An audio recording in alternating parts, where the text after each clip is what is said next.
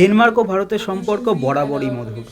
এই সম্পর্কের ভিত আরও মজবুত করতে এবার এক নতুন পরিকল্পনার প্রস্তাব নিয়ে প্রেসের দরবারে হাজির হলেন ডেনমার্কের হয়ে প্রতিনিধিত্ব করা অ্যাম্বাসাডার ফ্রেডিস ওয়েন। সৌহার্দ্য বিনিময়ের পাশাপাশি এদিন রাজনৈতিক সমঝোতা, অর্থনৈতিক সম্পর্কের দৃঢ়তা বৃদ্ধি এবং সবুজায়নের মতো একাধিক ক্ষেত্রের কয়েক দফার পরিকল্পনার কথা জানালেন তিনি। এও জানালেন যে কলকাতা থেকেই এই পরিকল্পনা রূপায়ণের সূচনা হতে চলেছে। রইল তার প্রস্তাবনার কিছু অংশ। The other kind of viruses that are there are created a lot by the pollutants and with the way that we are eating our food and we are using fertilizer in our food. So moving back and stepping back after COVID, everyone has realized that one has to go back for a more sustainable and a more cleaner way of living. So Asia is going to invest a lot of time and energy and money into these areas, and so is India in the future. Thank you for a wonderful interview. My second question to Mr. Frederick, sir, how COVID-19 could help ignite a global green economy? Thank you. May I repeat the question? No, it's the best question I've heard so far, and it's really top on in the sense that the whole planet has been exposed to the consequences of this pandemic. There's no country that has not really been suffering.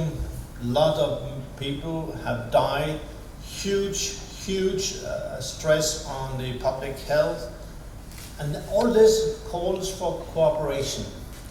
And this is a pandemic, and this is not going to be the last pandemic. I'm sorry about that.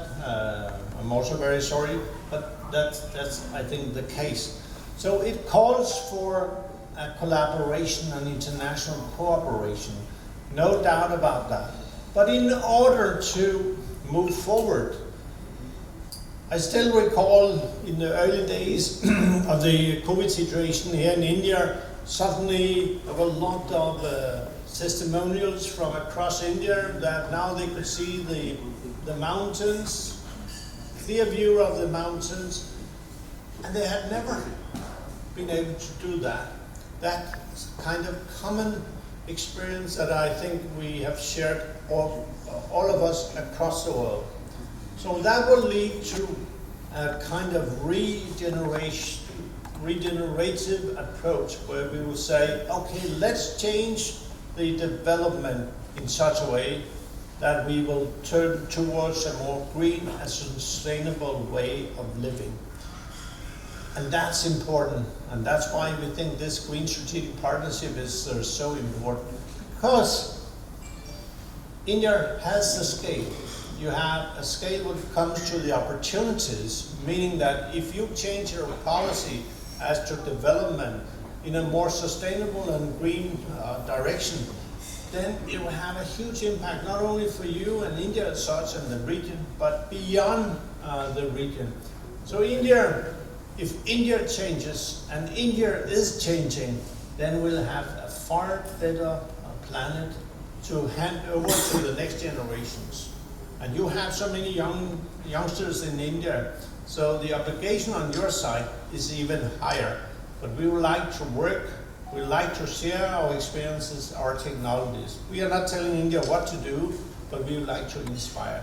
So let's change the direction, let's be green, let's act in a green way. And that's what we are aiming at, and I'm sure it can be done. Thank you very much. I think Denmark and India, we acted a little bit in the same way. When the first number of cases came, then we took a number of initiatives. We were restricting the direct flight connectivity. We were starting to ask people to behave kind of responsibly, meaning hand mask, hand sanitizing, physical distance, and we had a lockdown like you had here in India, and we did the same. And luckily, we were able to flatten the curve initially. Unfortunately, around November, December, the numbers spiked in Europe and also in Denmark. So when I left for Christmas and New Year holiday in Denmark to visit my lovely wife and my lovely family.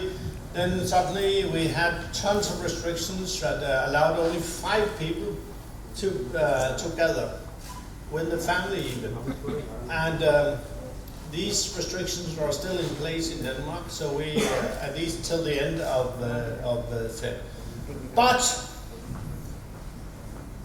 I think out of all that, a new kind of community spirit has emerged. We all see that this is an enemy that we can't kind of get hold of. Therefore, we have to work together and cooperate. And India has done, it's not to flatter anybody, but India has done a fantastic job as per my insights. You had a huge number, and suddenly you have 1 lakh new cases per day, and now you are down. You have developed new test kits, Feluda of Tata MD, 100 days from lab to market. You have tested, you have 60% of the world's production of vaccines. I myself went to Hyderabad to see some of the sites. Impressive. And now you are offering, one way or another, vaccines to across the world and also your neighbors. So this has also developed a kind of spirit and trust in humanity. This So the restrictions is still they're going still on? imposed in Denmark, And what is the future that you are seeing in the Indian Yeah. vaccine for COVID-19? I mean, I hope one day, following the normal vaccination program here in India, that I can get 1 or 2 shots, and I have 2 shoulders ready for the first and the second shot. And I'm not going to jump any queue, of course, but we stand ready. And normally we say that if we don't like people, we'll give them the cold shoulder, but I have a warm shoulder. If I have even 2, and it's ready for that. Jokes aside, India has a huge capacity. I mentioned the lab, or this test, 100 days from lab to market, the Feluda test. How you manage to scale up the kind of virtual setting up of labs to do tests, impressive. You started from almost nothing with the mask, the gear and PPEs and all that, and you really developed your capacity. One of my good friends, when I said to him, India has unleashed its potential, he said, "You are wrong. India has proven its capabilities and capacities." And that's so true. We have, I think the whole world has learned that we can count upon India. India is ready and takes a strong interest in humanity. Your Excellency. Yes. You can also ask question to Mrs. Bajoria. Yeah, good afternoon, Mr. Freddy. My question is, you spoke about having some financial advisor or official at the embassy in Delhi. Hi. So, when you say that, do you have any particular amount at the back of your mind that over the next 2 years, this is the amount that Denmark will be spending in India or selling out in India in promoting green economy or stuff like that? And would this amount be spent only in government-to-government project, or would you encourage private players as well? It's like when my kids are asking for more money to buy sweets and iPhones and so forth. It's not the amount of money which is important. What is important is that we have a mechanism in place that will facilitate cooperation, for instance, with different stakeholders on the Indian side, government, state governments, from business to business, from business to research institutions and concrete tangible projects. What is important here is that we would like to secure, for instance, that our sovereign funds, the pension funds in Denmark, and we have one pension in Denmark, they have more than 50 billion US dollar ready for investments in the green transformation or transition. They are keen to come to India, and therefore we will try to facilitate through this advisor where to go, how to do it, and how to secure the right output. So that's the whole idea. We don't talk about billions, millions, or thousands. What is important is to find the right project. Recently, we concluded an agreement with UNOPS. UNOPS is a small UN organization, and they run a number of projects in India. And we agreed with them, together with Jal Shakti, the water ministry in Delhi, that we should put money into the Jal Jeevan mission, and we have selected 7 or 9 districts in UP where we will develop a system, a center-based IoT system that will secure that the last drop will come to the last mile. So that's the whole idea, and we have put aside $1 billion for that. And we are ready to look into other similar projects, whether it's the, let's say, the change of the way in which the Indian farmers are producing. Denmark is still a farming country. Our farmers are business people, and they invest in new technology. They invest in dairy. The good thing about the Danish farmers, is the following. They are business people. They own all the processing industries. It's not left to private players, even though they can do it. We have no restriction when it comes to that. But it's based on the cooperative kind of scheme. So when it's about dairy and Denmark, I know in your textbook there was a talk about Denmark being the land of dairy. Huh? And we have just recently said to the Indian side that we are ready to establish a center of excellence for dairy. And when our prime ministers at some point in time will meet again, then we'll have an action plan. সম্মেলনের শেষে এই প্রস্তাবনায় মধ্যস্থতাকারী consulate general Smita বাজোরিয়াকে token of appreciation দিয়ে সম্মানিত করলেন ডেনমার্কের অ্যাম্বাসাডার ফ্রেডি সোয়েন, যাতে স্বাভাবিকভাবেই আপ্লুত হন তিনি। Yeah. Okay, now I have a surprise for you. So switch off your mobiles or make them at least muted. Are you ready for the surprise? Yes, sir.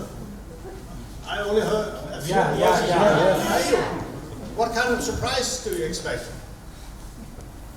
You don't know?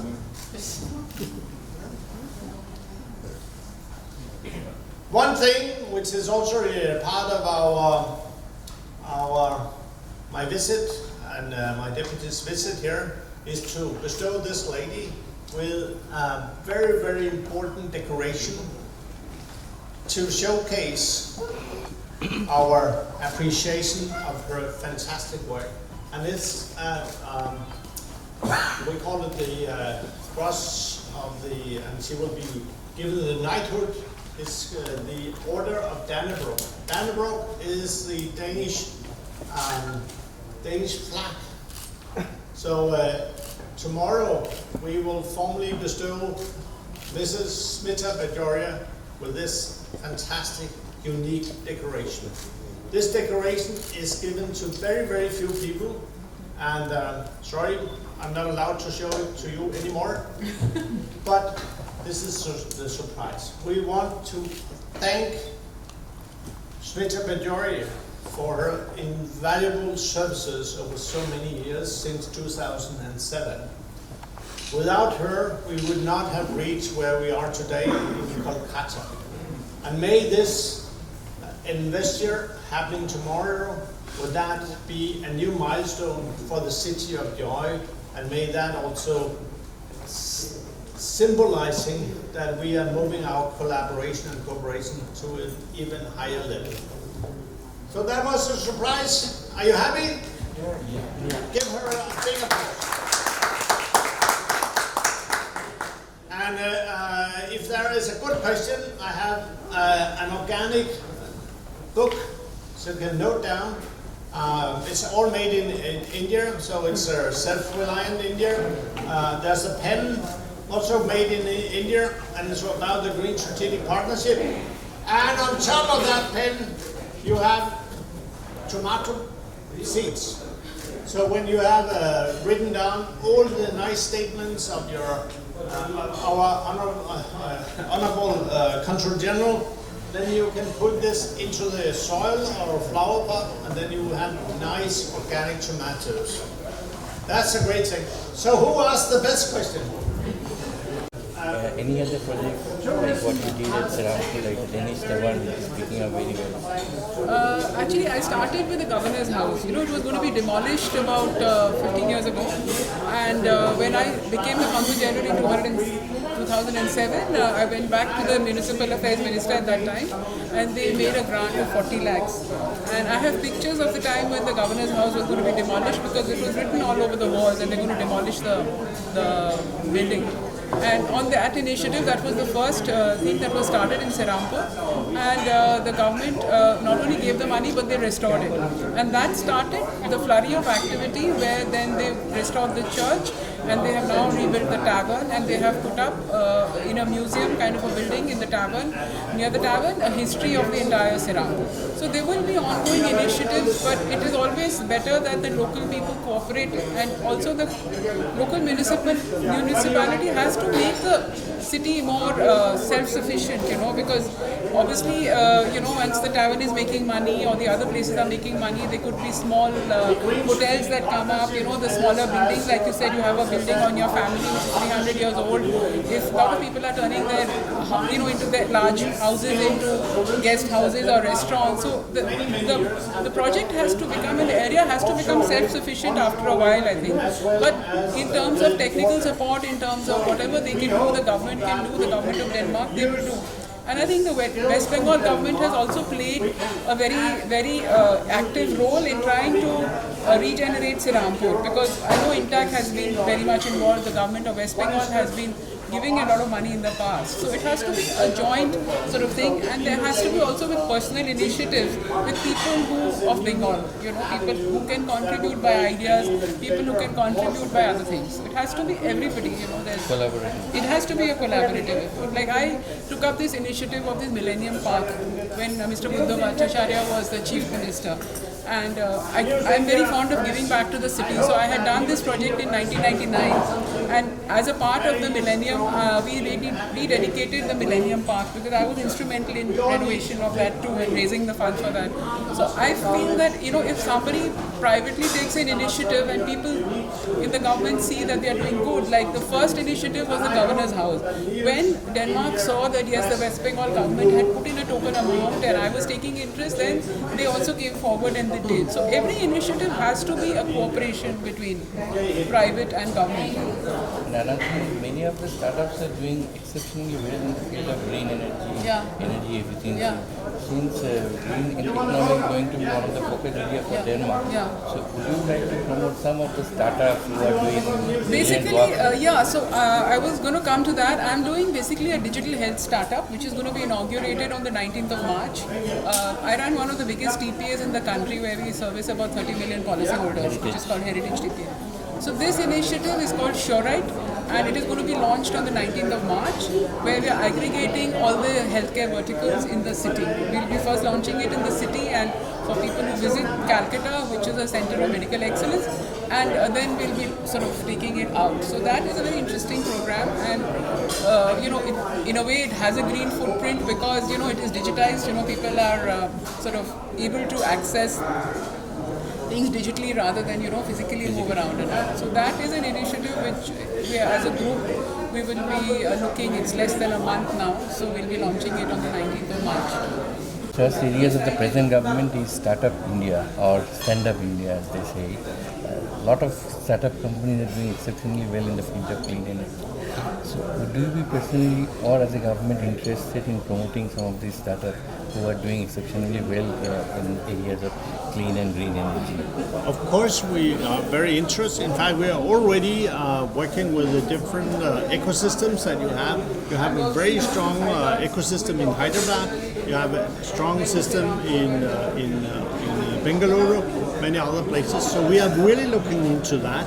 And hopefully, when we have the next meeting at the highest level, we will also be able to enter into agreement. So the MSMEs, the micro and small, medium size in India, and the Danish companies of the same size and the startup can work together. And the big movers, those who are changing the game when it comes to green, sustainable development, will be the startups.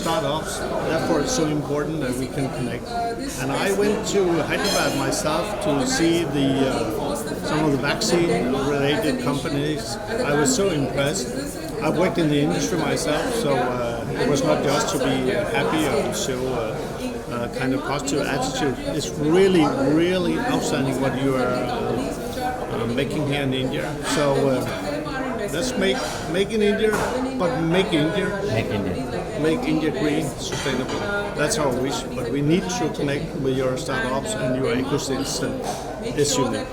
People are also talking about ecotourism, green tourism, and Denmark is a wonderful country to be in. So, could there be any initiative to promote tourism backed by the green economic stuff? Yes, of course. I think it's important that, based on our experiences from the COVID-19 situation, where people were literally banned from traveling and no tourism could happen, India also suffered. I think and I hope that we will have a new way of developing tourism, more ecotourism, more green tourism. In fact, Denmark for many, many years have promoted green tourism, and we have had a lot of people from outside coming to Denmark to study how we have developed our tourism in a more, let's say, eco-friendly way. And one thing which many people have experienced with joy is our bicycling culture. Danes are having more bicycles per family than cars. Many people are really bicycling, and we have just initiated a kind of highway express only for bicycles. So a bicycle express highway. So that shows that you can do it. And to cycling is good for the health, it's good for the environment. So let's hope that we can launch free bike initiative in India in an eco-friendly way. So, and if you go to the Danish embassy in India's Facebook or whatever it is, you will see me bicycling in Delhi. So that's the way forward.